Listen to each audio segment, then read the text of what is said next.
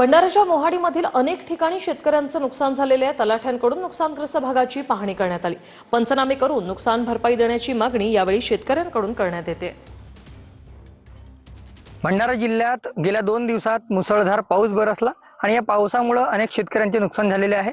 अगदी 2 आठवड्यांवर कापणीवर आलेले धान पीक जे आहे ते शेतात जमीनदोस्त झालेले पाहायला मिळत आहे आणि शेतामध्ये मोठ्या प्रमाणात सध्या पाणी साचलेलं आहे। आपण सध्या भंडाऱ्याच्या मोहाडी तालुक्यातील मोहगाव करडी परिसरात आहोत। बघू शकतो आपण मोठ्या प्रमाणात शेतशिवारात पाणी साचल्याचे चित्र आपल्याला सध्या पाहायला मिळत आहे। नुकसानाची पाहणी करण्याकरिता आपण आले, परंतु पंचनामे केले नाही। पंचनाम्याचे नेमके काय निकष आहेत? पंचनाम्याचे निकष सध्या आपण तरी नाही ठरवू शकत। सरकार ज्या पद्धतीचे निकष लावल त्या पद्धतीने आपण पंचनामे करू आणि जे काही नुकसान भरपाई असेल ते सरकार त्यांच्या स्तरावरून जे आदेश काढेल त्यानुसारच मिळेल। रुपेश सपाटे, TV9 मराठी, भंडारा। पुणे शहर, पिंपरी चिंचवड आणि ग्रामीण भागाला पावसाचा येलो अलर्ट जारी करण्यात आलाय, तर पुण्याच्या घाटमाथ्याला आज रेड अलर्ट देण्यात आलाय। त्यामुळे खडकवासला धरणातून 10,000 क्युसेक वेगाने विसर्ग सुरू करण्यात आलाय।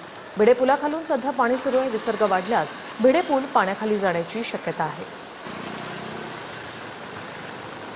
पुणे शहर, पिंपरी चिंचवड आणि पुणे जिल्ह्याला आज पावसाचा येलो अलर्ट देण्यात आलेला आहे। त्यामुळे आज पाऊस जोरदार बरसणार असल्याची देखील शक्यता वर्तवली जाते। तर पुण्याचा जो घाटमाथा आहे या घाटमाथ्यावर आज रेड अलर्ट देण्यात आलेला आहे। त्यामुळे पुण्याच्या घाटमाथ्यावर आज मुसळधार ते अतिमुसळधार पाऊस होणार असल्याची शक्यता हवामान विभागाकडून वर्तवण्यात आलेली आहे। आणि आपण पाहतोय की आज सकाळीपासून पुणे शहरात हलक्या ते मध्यम स्वरूपाचा पावसाला सुरुवात झाली, तर पुण्याच्या घाटमाथ्यावर आता देखील मुसळधार पाऊस पडत असल्याची माहिती समजते।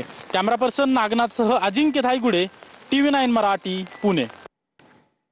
नांदेडमध्ये आसना आणि गोदावरी नदीला पूर आलेला आहे। खडकपुरा परिसरात पाणी शिरलेलं आहे। शहरातील अनेक सखल भागात पाणी शिरले आहे। 50 नागरिकांना सुरक्षित स्थळी हलवण्यात आलेलं आहे।